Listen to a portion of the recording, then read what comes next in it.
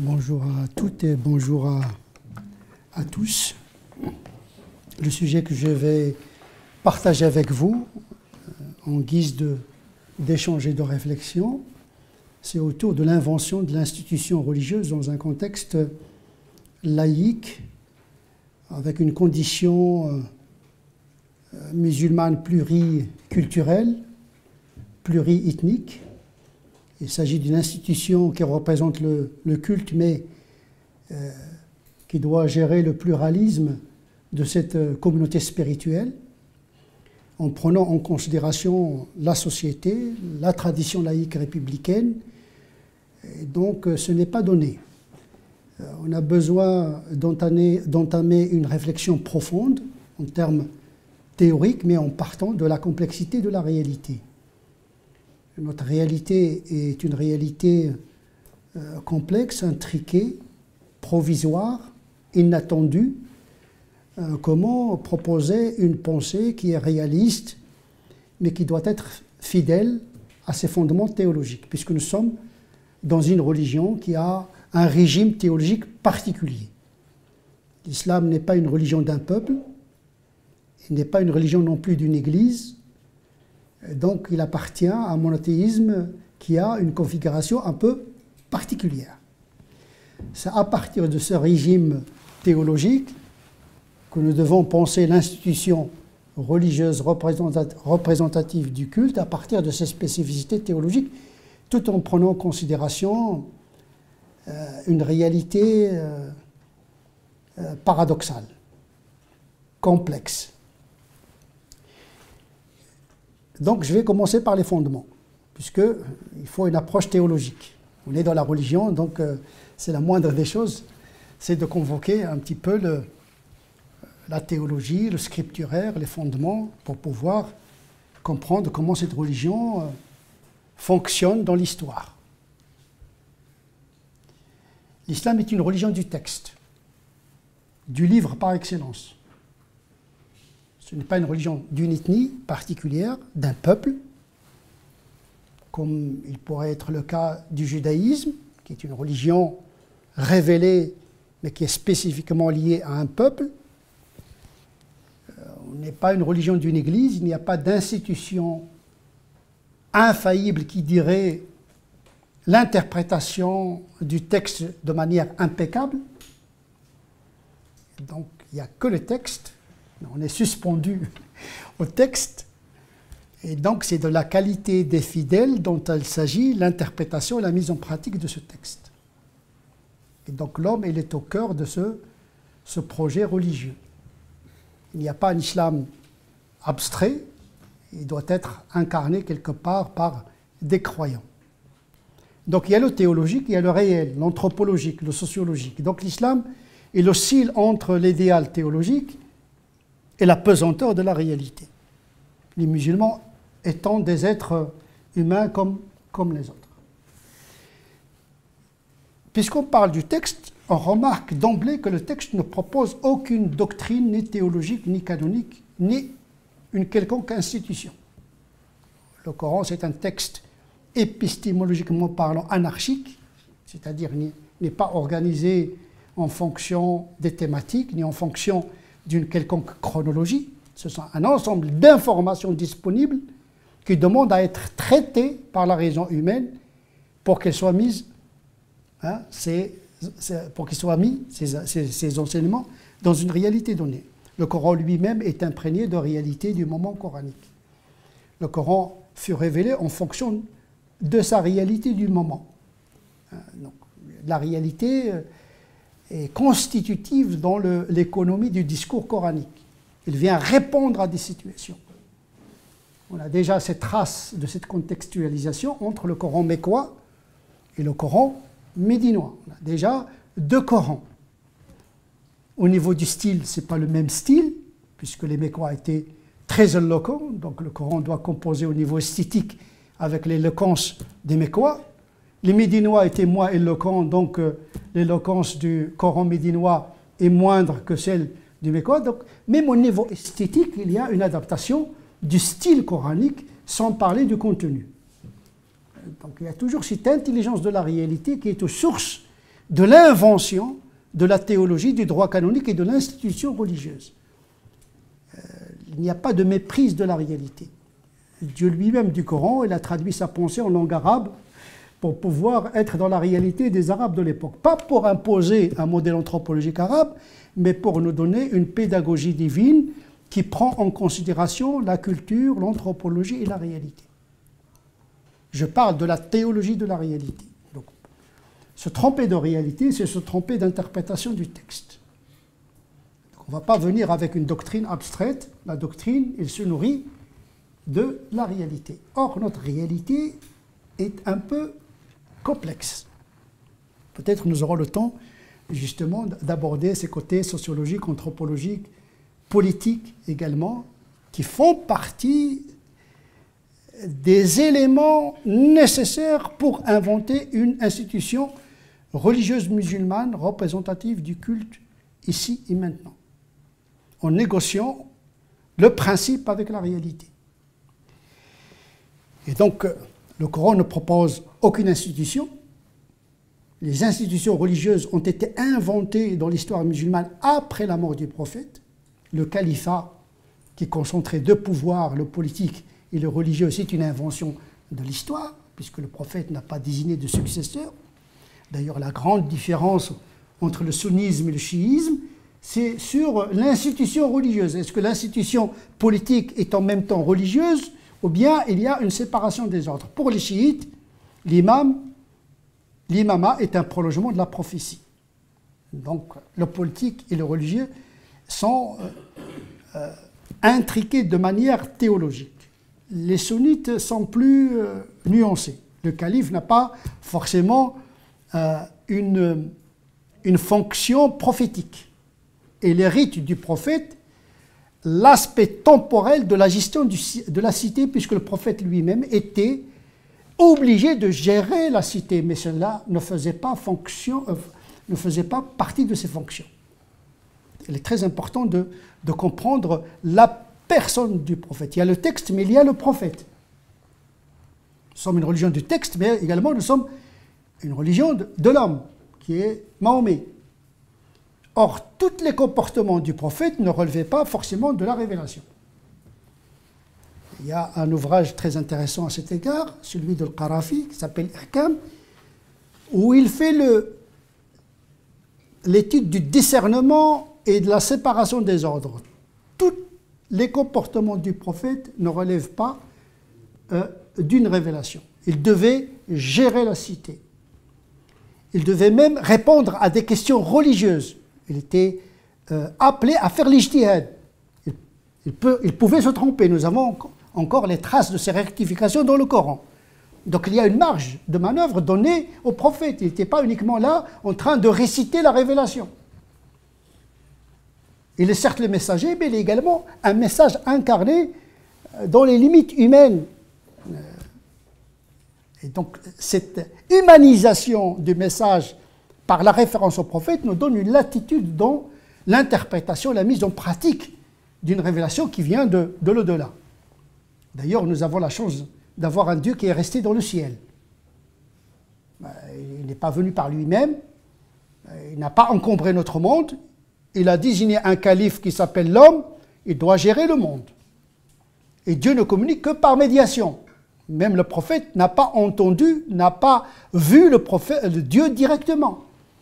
Non, mais il dit qu'il entend un agent céleste qui s'appelle l'archange Gabriel, qui lui dit que Dieu lui a dit. Donc il y a toujours cette distance qui donne à respirer à l'homme quant à l'interprétation du texte. D'abord, entre la parole et le texte, il y a une différence. Déjà, chez les théologiens, ils distinguent la pensée de Dieu, la parole ontologique, la parole exprimée en hébreu, la Torah, en araméen, l'évangile, en arabe, le Coran. Ils ne confondent pas la parole avec l'auteur. Ils ne confondent pas la parole avec l'écrit. Donc on a beaucoup de marge de manœuvre dans l'interprétation. C'est une religion du texte, mais c'est une religion de la raison également, et de la réalité également. Parce que Dieu ne s'est pas arrêté de communiquer avec le monde à travers l'histoire et la condition humaine. Nous sommes, en tant qu'être humain, le prolongement de Dieu sur terre. Écouter l'homme, c'est écouter Dieu. Écouter la réalité, c'est écouter les signes de Dieu tels qu'ils se déploient dans une réalité. Il faut être attentif à la réalité. Et à cet égard-là, se tromper de réalité, notamment la réalité occidentale, française, républicaine, c'est se tromper des signes de Dieu tels qu'ils se déploient dans le monde. Et donc, le prophète lui-même a dû composer avec la réalité. Quand il se trompait, il y a la révélation qui venait à le rectifier. Nous avons des traces de cette dialectique entre l'ijtihad du prophète et la rectification par la révélation, mais il avait également la fonction de gérer la cité. Mais ça ne faisait pas partie de sa mission en tant que nabi. Gérer les conflits, etc. Il doit gérer. Tout n'est pas révélé dans la vie du prophète, et donc il doit gérer des situations. Sauf qu'il avait l'avantage d'être infaillibilisé par la révélation. C'est un statut qui lui est particulier. Quand il se trompe, il y a la révélation pour le rectifier. Mais après sa mort, quand le alim, quand le savant se trompe, il n'y a personne pour le rectifier, si ce n'est que l'autorectification par sa propre intelligence. Ce qu'on appelle l'ijtihad, c'est l'effort intellectuel qui consiste à revisiter en permanence l'interprétation du texte à la lumière d'une réalité qui ne cesse d'évoluer. La réalité, elle se déplace.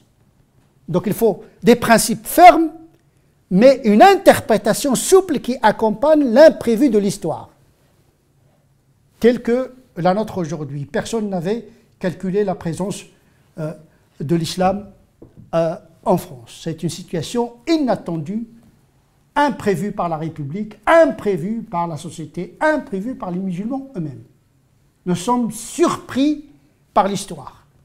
Comment répondre à cette surprise et minimiser les dégâts, parce que les dégâts, il y en aura.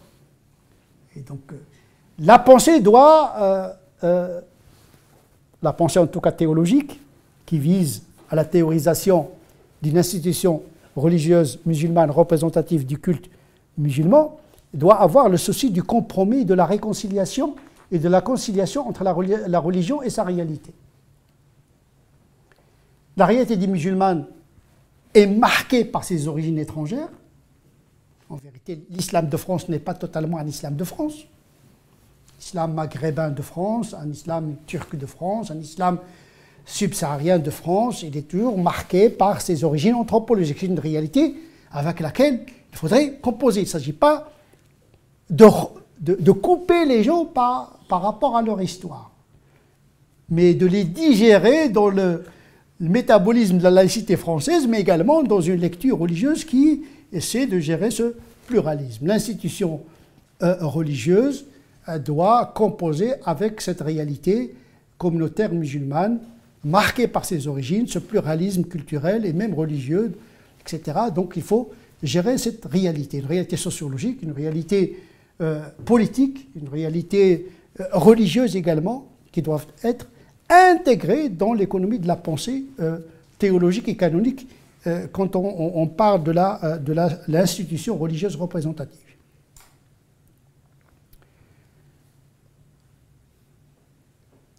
Quand on parle de l'institution, ou bien le conseil représentatif du culte musulman, le culte n'est qu'une partie de la religion. Il faut être conscient que même si on trouve l'institution la plus parfaite au niveau de la représentativité du culte, elle reste tout un pont à gérer qui est l'islam dilué dans l'éthique personnelle des individus dans la société. En vérité, c'est cet aspect de visibilité de l'islam dans la société qui pose le plus grand problème, et pour les musulmans et pour la société.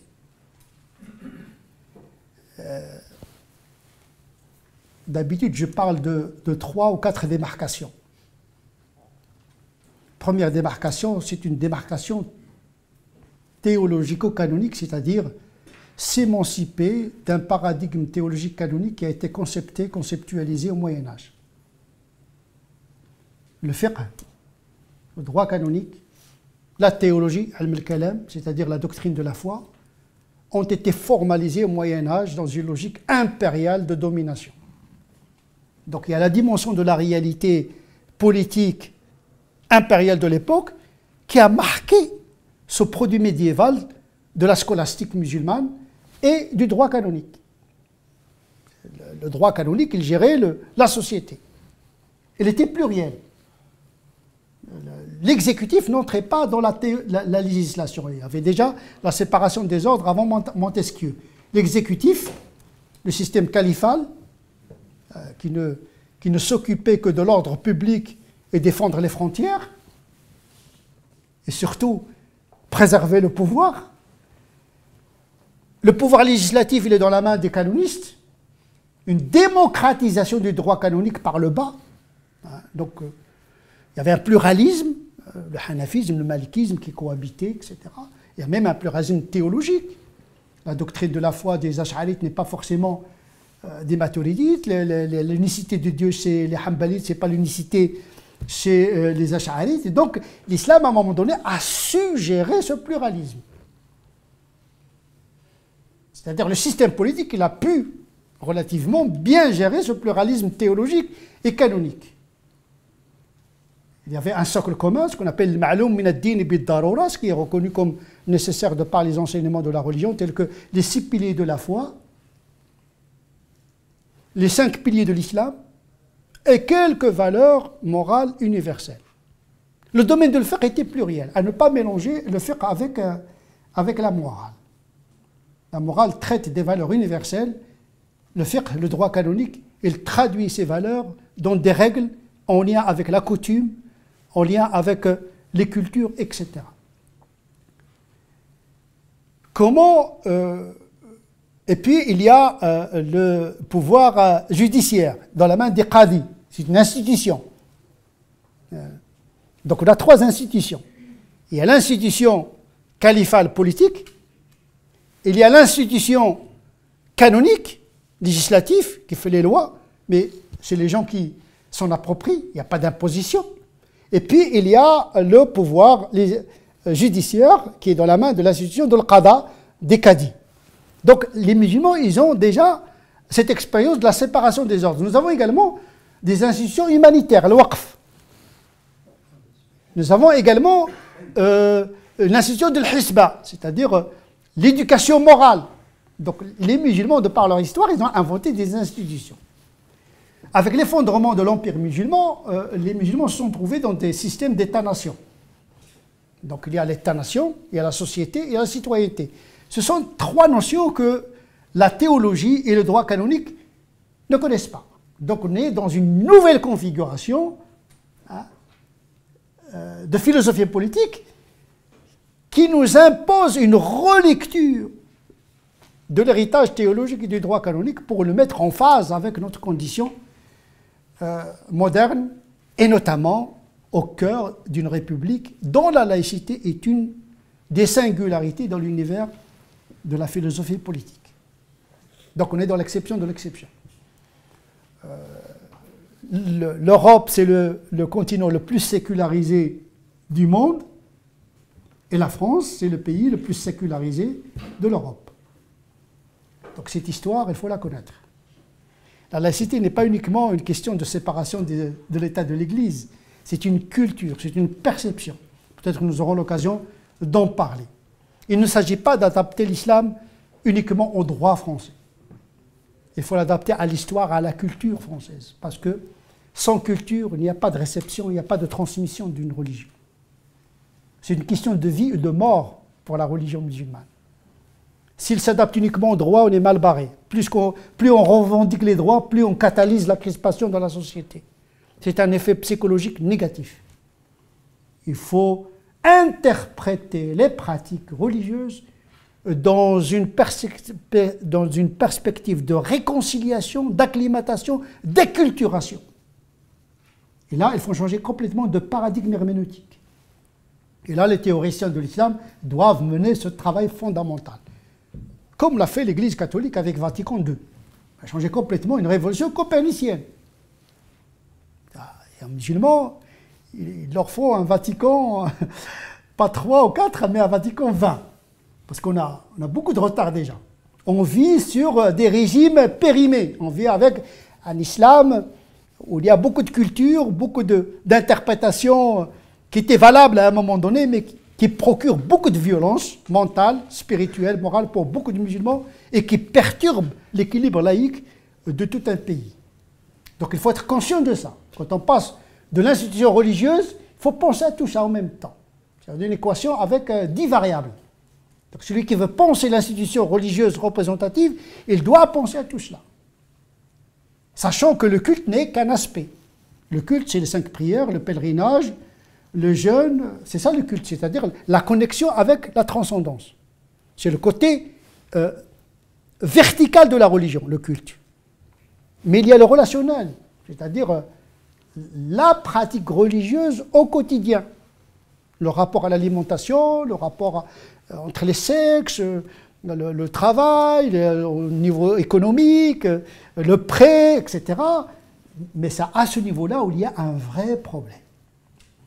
Et donc l'institution religieuse représentative doit prendre en considération cet aspect-là à travers un organe théologique qui dit la parole religieuse dans le contexte laïque, en prenant en considération la variété religieuse, théologique et culturelle des composantes musulmanes qui constituent cette communauté. Il ne s'agit pas de couper les musulmans de leur origine.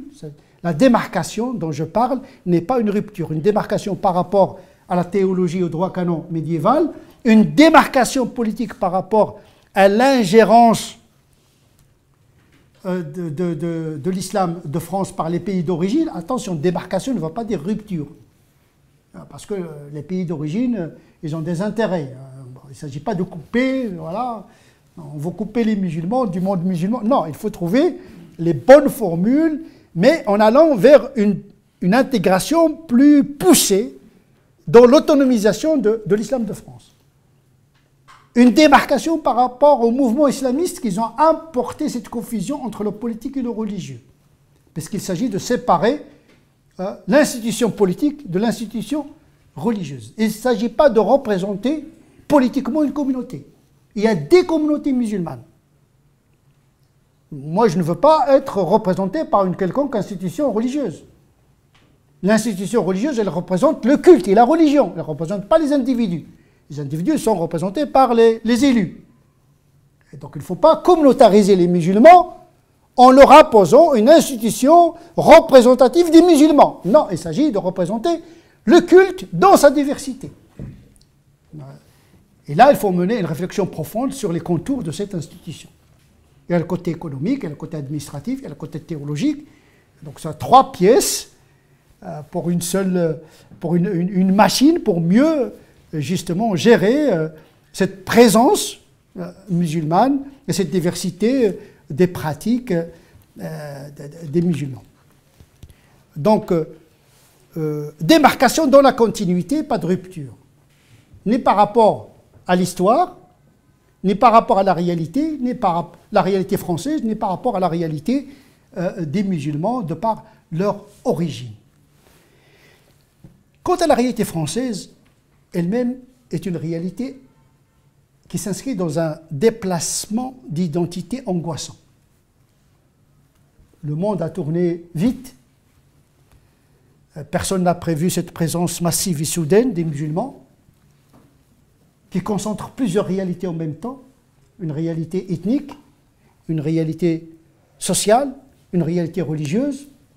Quand on parle de l'islam de France, on évoque toutes ces réalités qui ne sont pas totalement religieuses. Il y a beaucoup de culturel, il y a beaucoup de mémoire, il y a l'histoire, il y a le politique. Le travail consiste à faire le discernement dans cette réalité. On veut représenter une religion dans un pays qui s'appelle la France. Et puisque l'islam n'est pas une religion d'un peuple, elle est disponible quelle que soit la géographie, quelle que soit l'histoire, quel que soit le peuple. Et à cet égard-là, l'acculturation va démontrer que, effectivement, l'islam, ce n'est pas une religion d'un peuple, c'est-à-dire d'une politique. Parce que dire représenter une communauté, on est déjà dans le politique. Voilà. On représente une religion, une communauté spirituelle, pas une communauté sociologique. Parce que les gens, ils entrent, ils sortent de cette communauté. Aujourd'hui, il est musulman, demain, il n'est pas musulman. à ne pas confondre le crime et le péché. La religion traite des péchés, mais les crimes, c'est le droit français qui les traite. Il ne s'agit pas d'avoir une institution juridique. Il ne s'agit pas de transformer les mosquées en tribunal. Il y a beaucoup de gens, quand il y a un conflit, viennent chez l'imam. L'imam n'est pas un calife, n'est pas un notaire, il ne marie pas les gens. Même le mariage, se marier devant un imam, ça ne rime à rien du tout. Le mariage d'une femme, c'est un mariage civil, on se marie à la mairie. Salam alaikum. L'islam est une religion très moderne à cet égard-là. On a emprunté d'autres régimes théologiques qui ne correspondent pas à la nature de l'islam. Le mariage, les unions se font dans le cadre du droit du pays en vigueur. Il y a une morale, mais qui se traduit dans un régime juridique du pays en question. Et donc le rôle de l'imam, c'est de donner les options morales qui s'inscrivent dans le droit français en vigueur, en prenant en considération les mentalités et la culture en plus.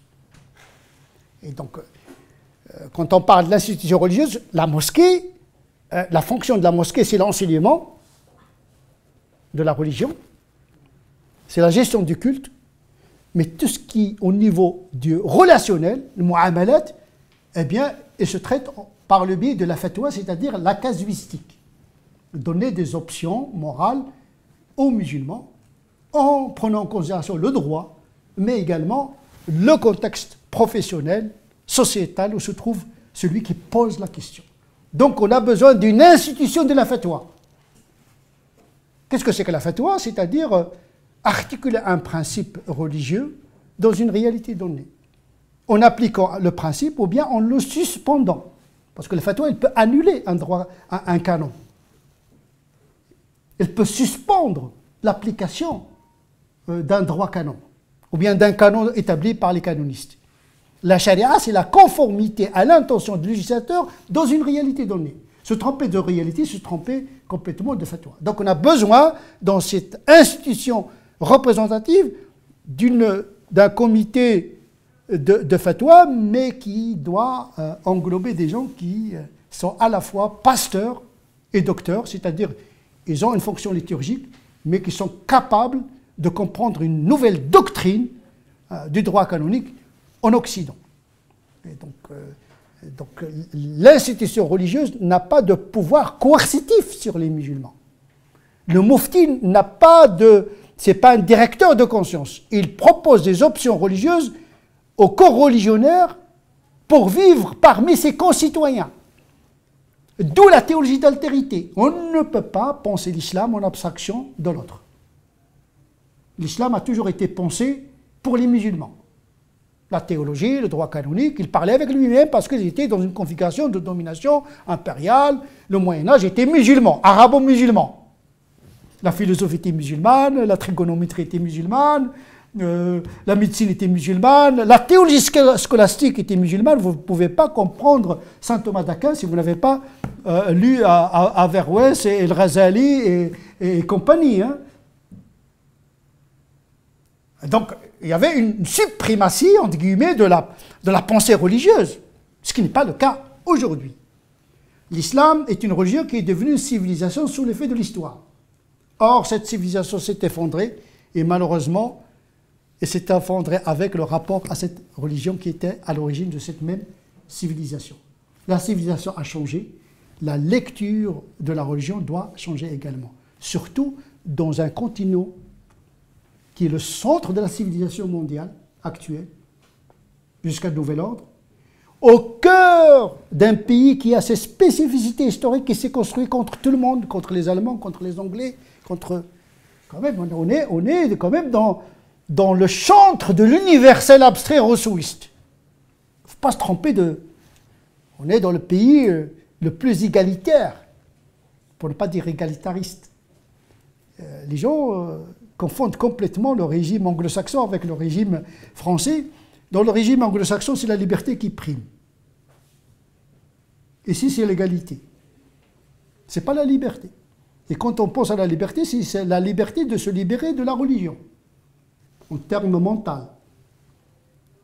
les Américains, les Anglo-Saxons, pour eux, la liberté, c'est d'abord la liberté religieuse. Ils ont quitté le continent pour vivre leur religion. D'ailleurs, dans les pays anglo-saxons, ce sont les églises qui ont demandé la séparation. Ce sont les églises. En Amérique, etc., ils ont demandé la séparation de l'État. Ici, en France, on a chassé l'Église de politique. Donc on est dans une histoire complètement différente. Je ne parle même pas du monde musulman. Donc il y a une réalité sociologique, historique, il y a une réalité noosphérique, mentale. Et c'est ça qui va m'intéresser, moi. Qu'est-ce qui se passe dans les mentalités? Ce qui se passe dans les mentalités est plus structurant que le droit lui-même. Et ça, ce côté-là, le nous-mêmes, est plus fort que le phénomène. Et donc, quand on pense l'islam de France, il faut penser la réalité mentale, virtuelle et réelle. On ne peut pas, comme ça, venir parler de l'islam sans comprendre cette réalité. Sinon, on va se tromper complètement d'islam et donc d'institutions religieuses. On va faire un traitement symptomatique, mais on ne va pas traiter l'éthiologie qui commence par changer les mentalités des musulmans d'abord, parce que c'est aux musulmans de s'adapter d'abord. Nous sommes les derniers installés en France. Eh bien, l'Église catholique est passée par là, le judaïsme est passé par là, le protestantisme par là. Eh bien, l'islam aussi doit passer par son purgatoire également, comme le reste. La culture française, c'est une culture volontariste. C'est l'État qui a fait la nation. Et c'est pour cette raison que l'État il a besoin d'un interlocuteur. Parce que son modèle, c'est l'Église catholique. Parce que notre laïcité, c'est une catholaïcité. La laïcité s'est construite contre l'Église catholique. Donc il a construit un vis-à-vis. Donc la tradition républicaine ne conçoit pas une religion sans institution. Elle a besoin d'un vis-à-vis. Parce que nous sommes dans le pays le plus politique du monde. Tout est politique. Le journalisme, l'éducation, tout est politique. Il n'y a pas de libéralisme. Il y a l'État. L'État providentiel, c'est lui qui fait tout. Je dis toujours que la France est un régime soviétique qui aurait réussi. Ce n'est pas une insulte en termes de philosophie politique. Ceux qui ont fait la philosophie politique comprendront ce que je viens de dire. Tout est centralisé, on a éliminé les spécificités régionales, etc. Sauf que le modèle français a réussi, contrairement au régime soviétique qui était trop idéologique, donc il s'est heurté à la réalité de la diversité. La France, il a réussi cette centralisation. Il a une histoire, la France. Il y a une sociologie. Et comprendre ça, c'est très important. Beaucoup de musulmans disent « Non, on a le droit... » Non, non, il y a une histoire qui pèse. Il est dans l'impensé collectif. Pourquoi on refuse l'islam? Parce qu'il y a beaucoup d'impensés. Beaucoup d'inconscients. Mais l'inconscient, parfois, structure le comportement plus que le conscient. Et en tant que théoricien, je dois prendre en considération cette réalité. Je ne dois pas embarquer les musulmans dans un rapport de force avec une réalité efficiente. La France a toujours été le lieu des guerres civiles. Rien ne se négocie à l'amiable. C'est la culture du duel, la culture de la séparation avec l'Église. Les syndicats, ils manifestent avant de discuter avec le patronat. On se dispute, puis on discute.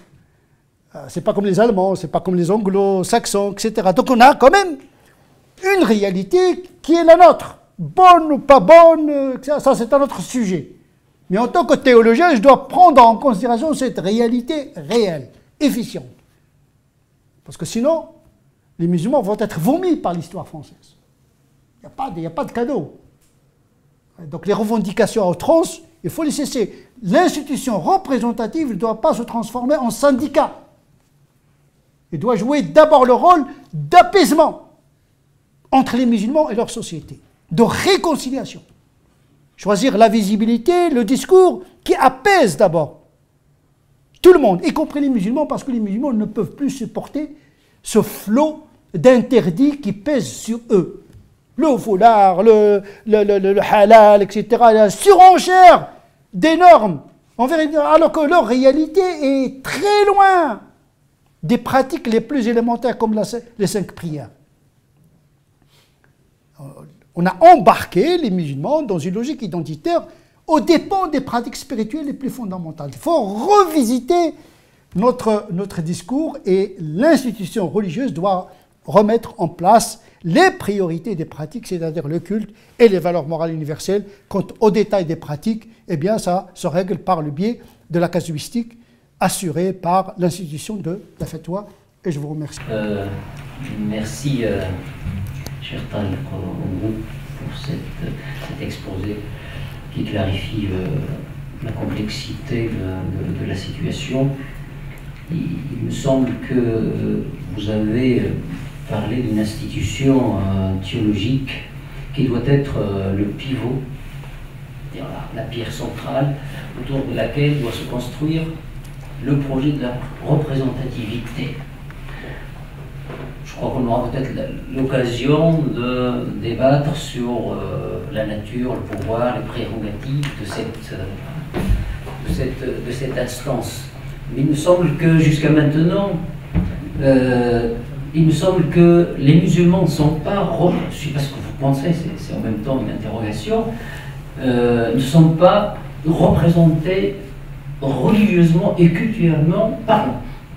Quand on voit les catholiques, la représentation se fait, la représentativité se fait à travers des théologiens.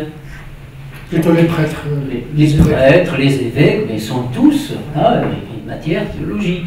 Quand on voit chez les juifs un peu, il y a le rabbin quand même qui s'occupe de tout ce qui est cultuel.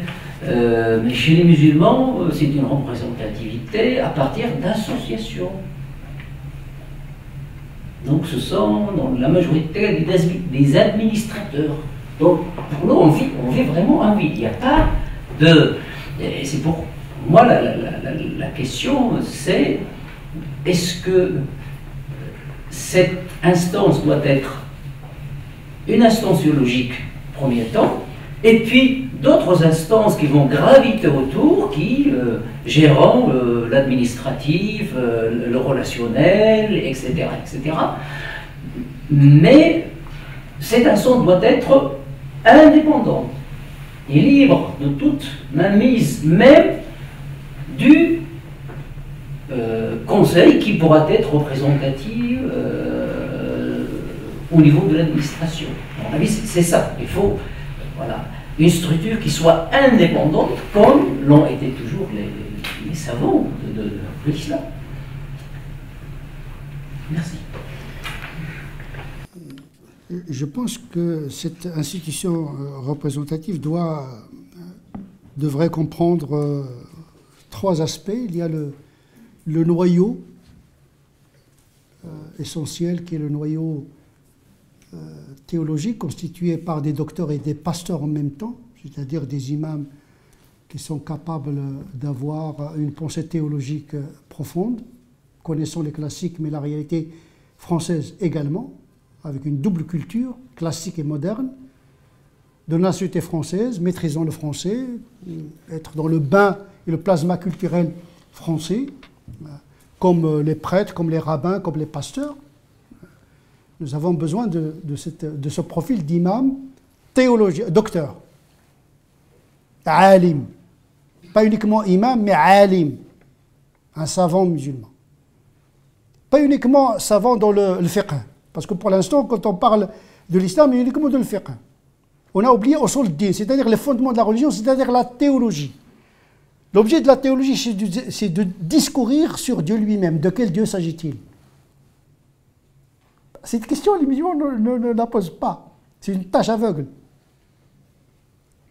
Est-ce que c'est un Dieu des mondes, ou bien un Dieu des musulmans, ou bien un Dieu des arabes? Si on dit un Dieu des mondes, l'interprétation va changer complètement. Ça veut dire que sa religion doit être un lien entre les gens. Si on dit qu'un Dieu des musulmans, donc voilà, c'est un peu le communautarisme théologisé. Si on dit Dieu des Arabes, c'est encore un Dieu raciste. C'est encore pire. Avant même de parler du halal, du haram, de quel Dieu s'agit-il? De quel homme s'agit-il? De quelle femme s'agit-il? De quelle société? Ça, c'est le discours théologique qui parle de ça.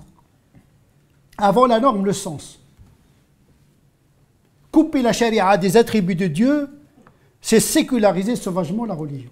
Or, aujourd'hui, on n'a pas de théologiens, on a des imams, à la rigueur, qui ont fait un peu de fiqh. Mais la science noble en islam, c'est ilm al-kalam, le discours sur Dieu. C'est un Dieu qui pardonne, un enfer inextinguible, ou un enfer, un paradis disponible. Il n'y a que les musulmans qui vont entrer au paradis. Parce que vous êtes musulman, vous avez la chance d'être musulman, vous allez entrer au paradis. Parce que vous méritez le paradis par naissance.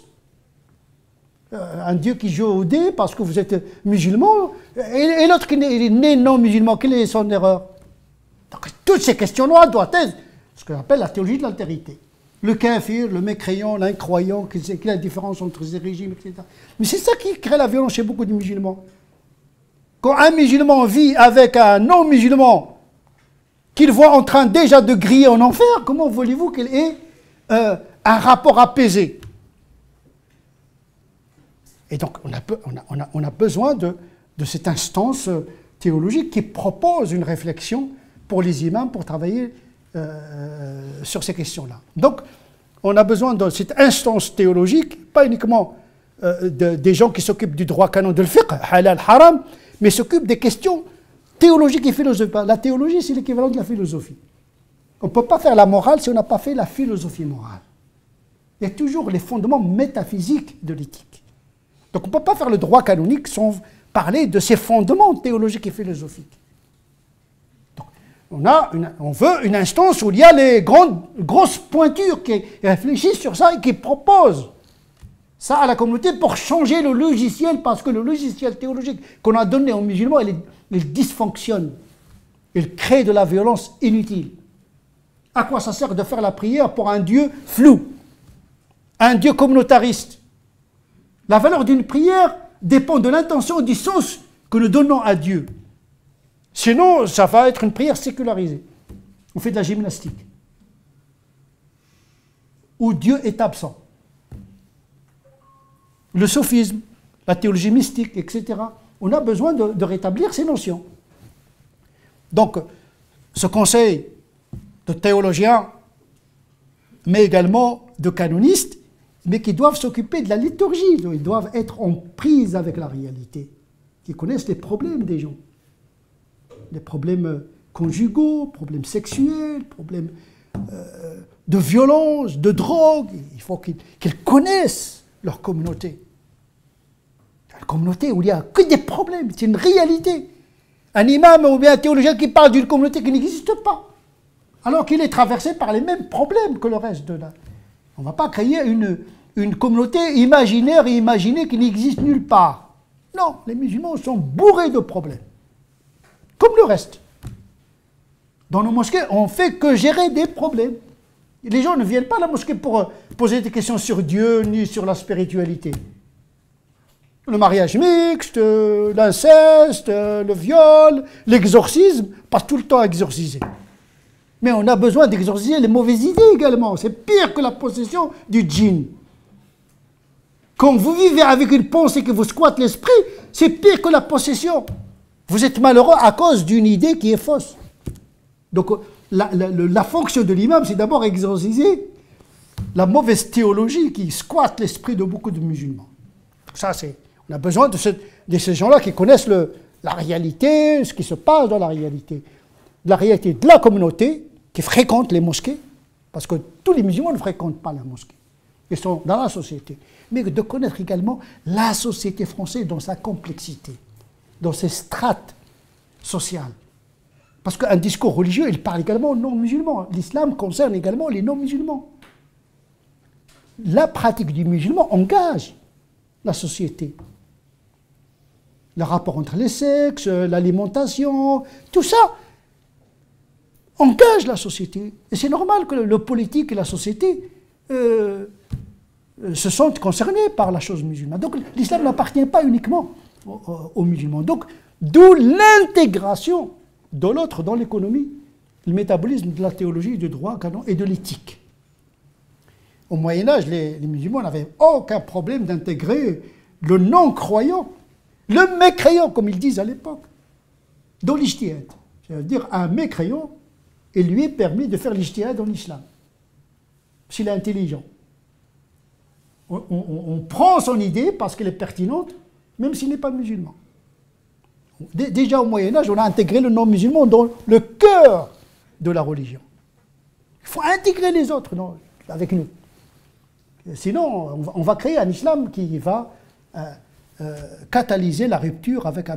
Et ce n'est pas dans l'intérêt ni des musulmans, ni dans l'intérêt de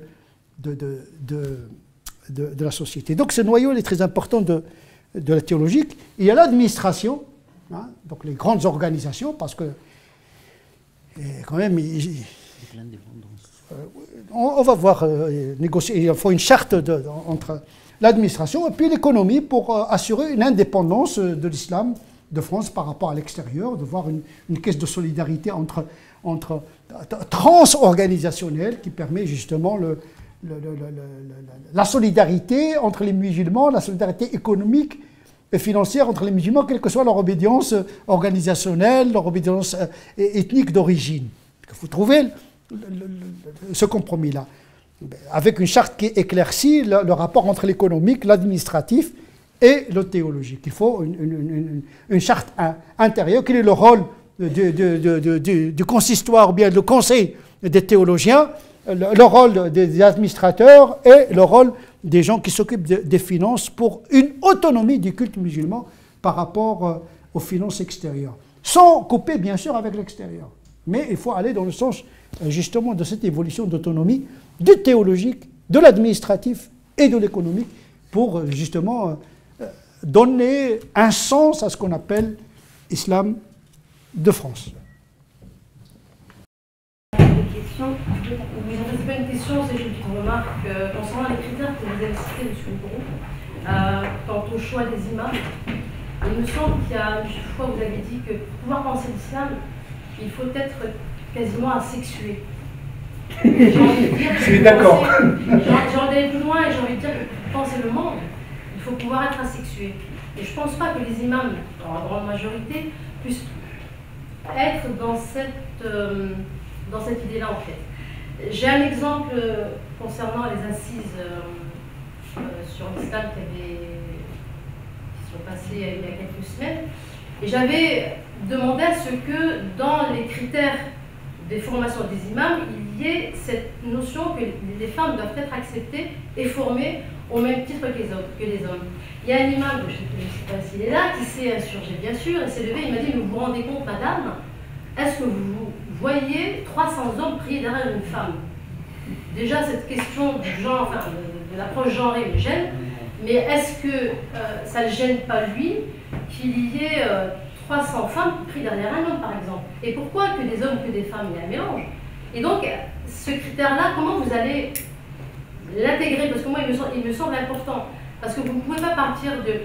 Si vous voulez faire de l'ijtihad, vous allez partir de problématiques contextuelles et contextualisées. Pas partir de l'exégèse qui, elle, est prisonnière de la scolastique patriarcale, pour ne pas dire phallique. Donc j'aimerais savoir, M. Brou, comment vous allez, dans cette instance, dans cette institution, je ne sais pas trop comment ça va se définir, mais comment vous allez intégrer les femmes, parce que quand vous parlez de théologiens et d'imams, je suppose que c'est en majorité, ce n'est pas que des hommes, et comment vous allez arriver à pouvoir penser l'islam d'une façon non genrée et complètement asexuée. Merci.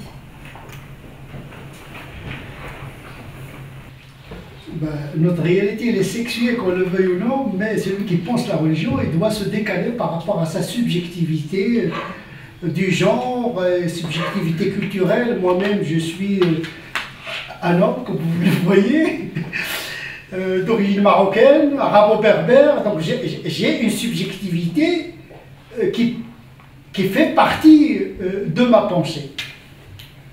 Mais un théoricien qui pense la religion doit faire toujours un effort psychologique, intellectuel pour se décaler par rapport à ce qu'il est. Il doit même penser contre lui-même. Vous savez, Bachelard, il est allé plus loin que moi, il dit un vrai scientifique doit penser contre son propre cerveau. Parce qu'on s'habitue, le cerveau Eh ben, on s'éduque, on voit toujours les choses de la même manière. Donc il faut s'extraire des mécanismes de pensée. Donc, je suis malade et je me soigne. Bien sûr, l'élément féminin est très important. Là, entre le principe et la réalité, il faut négocier l'articulation du principe pour ne pas être contre-productif.